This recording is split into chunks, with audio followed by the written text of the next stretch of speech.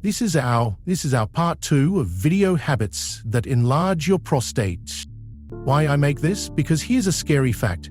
By age 60, half of all men already have an enlarged prostate, and by 85, that number jumps to 90%. I'm still your prostate. Watch till the end, because by changing just simple habits, you might finally sleep through the night again. Pain-free and without all those bathroom trips. Number 6. Dehydration. Let me start with something simple, but dangerous. A lot of you in your senior years try to help me by drinking less water at night, hoping it'll mean fewer trips to the bathroom. But here's the truth. When you cut back on water, you don't help me, you hurt me. When you're dehydrated, your urine gets darker and more concentrated. That kind of fluid irritates the bladder, which sits right on top of me, and that pressure builds. Over time, I get inflamed. And that inflammation? It's one of the main reasons I start to grow larger than I should. I saw on prostate.net, yes, I read that men who don't stay hydrated are more likely to develop chronic prostatitis. They're also at greater risk of infections, especially older adults whose immune systems are slowing down. And if you're taking diuretics, meds that flush water out of your body, it's even worse. You're not just losing fluid, you're adding stress to me, a part of your body already under strain. So here's what I recommend. Don't chug a full glass all at once. Sip water throughout the day instead. Aim for light yellow urine, not clear, not dark. And in the evening, ease off gently, rather than cutting water off completely. Number 5. Even if you don't smoke. Now this one surprises a lot of you, right? You don't smoke. Maybe you quit years ago. Maybe you've never touched a cigarette in your life. But guess what? I'm still dealing with the damage. Because secondhand smoke doesn't just stop at your lungs. If you spend time in rooms where others smoke, walk through smoky park trails, restaurant patios, or even your own backyard when someone lights up, I'm still breathing that in with you. Those toxic particles from secondhand smoke, they enter your bloodstream, and once they reach me, they start doing long-term damage, swelling me, stiffening me, and making it harder for me to do my job. It gets worse. That smoke also restricts blood flow. And without good circulation, your body can't flush out the waste and toxins that build up around me. Now, don't panic. But do take it seriously. If you live with someone who smokes indoors, or your grandkids visit and light up outside, you need to set boundaries. Even short exposures add up over time, especially if I'm already inflamed from other habits we've talked about. Your lungs, your heart, and your prostate, will thank you. Number 4. Skipping your checkups? Be honest with you, I don't always raise red flags right away. There's no pain, no blood, no major warning signs at first. That's why so many of you skip your yearly checkups. You feel fine, so you assume I'm fine too. But I can grow silently for months, even years, without you knowing. I saw on Johns Hopkins Medicine, yes, I stay informed, that early detection with a PSA blood test or a digital rectal exam can catch my growth early, before it causes real damage. And the American Cancer Society? They recommend screening starting at age 50, or even earlier if you've got risk factors like a family history. Why does this matter? Because if you catch changes early, you might avoid medications, you might avoid surgery, you might even avoid permanent bladder damage, something I'd really like to prevent for both of us. So please, don't wait until I start shouting for attention. Call your doctor, book the appointment. And if you think only seeing a doctor when something's wrong is good enough, wait until you hear number 3. Number 3. Eating red meat too often? All right, we've covered checkups. Now let's talk about something even more personal. What you're feeding me. For a lot of men in their senior years, red meat is comfort. steak on Sundays, bacon at breakfast, sausages at a family cookout. I get it, those meals feel like tradition, but if red meat is landing on your plate 3, 4, even 5 times a week, you may be quietly feeding the fire, my fire.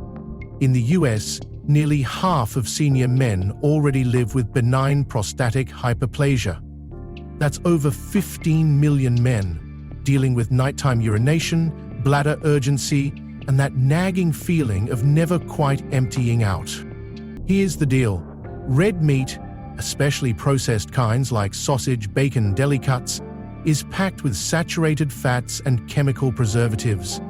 That combo creates inflammation, and because I'm already sensitive with age, I'm one of the first places that inflammation settles in. The Mayo Clinic has even noted that diets high in red and processed meat are linked to more aggressive prostate issues and even a higher risk of cancer.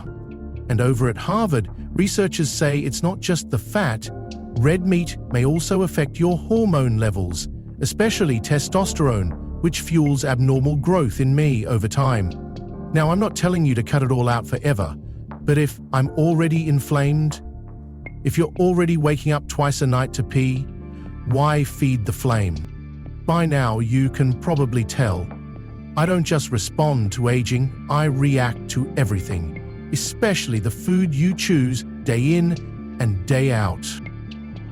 Number 2, belly fat isn't just about looks. I don't blame you or trying to say something bad, but please understand my point of view. When you sit down, do you feel pressure around your waistband? That tight squeeze across your lower belly? That's not just extra weight. That's inflammation. And it's sitting right on top of me. And here's the part that most people miss. This isn't just about appearance. It's about chemistry too. At belly fat, it actually produces hormones and inflammatory substances that throw your whole body out of balance.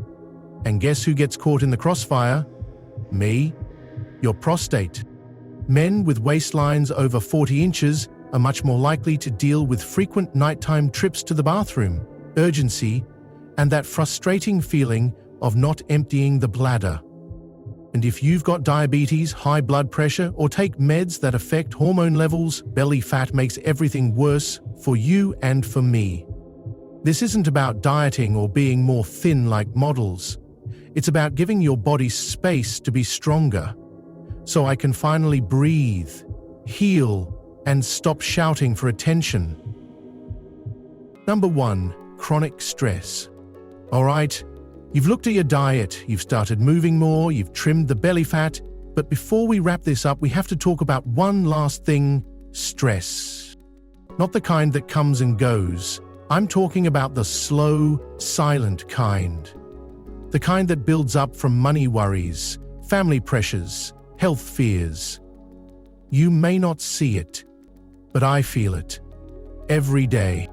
When you're under stress, your body releases a hormone called cortisol.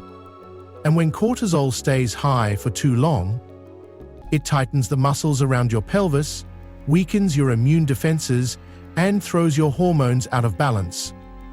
Especially testosterone, which plays a big role in how I function.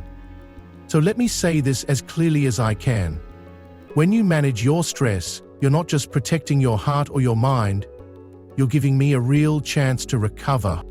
So take this seriously, because if you care for me, I'll take care of you, starting right now.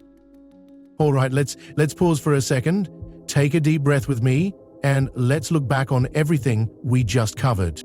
First, we talked about hydration. It may feel like you're avoiding nighttime trips, but in reality, you're just making things worse down here. Then came secondhand smoke. If you're around it, in your house, at the park, even your grandkids' backyard hangout, those toxic particles still find their way into your blood and they land right here. Next was the checkup. You might feel fine, but I might not. And your plate, more swelling, more pressure, more risk. We also looked at belly fat. This isn't just about looks. I have to say that again. It's like having a heavy hand pressing down. 24/7. And finally, Stress, tight muscles, hormone imbalances, and chronic tension. I feel all of it. Each one of these things, alone, might not seem like much, but together, they're like bricks stacking up until I'm overwhelmed, day after day, year after year. But listen, you can turn this around, and I'll show you how. What you can do starting today. All right, time to flip the script. Your prostate didn't get irritated overnight, and you don't have to fix everything at once. Start small. Start today. I'll feel the difference, I promise. Hydrate with intention. Sip water slowly through the day, especially in the morning and early afternoon. It keeps urine light and calm, which means less stress for me and better sleep for you. Move every 30 minutes.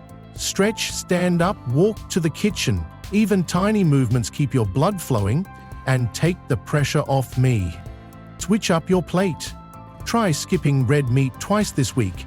Go for salmon, chicken, or plant proteins like lentils. Add leafy greens and a handful of seeds. I love that stuff. Empty your bladder on time. When you feel the urge, go. Don't hold it. It keeps your system smooth and keeps me from getting overworked. Lower stress in small ways. Deep breaths. A short, phone-free walk. A little bedtime stretch.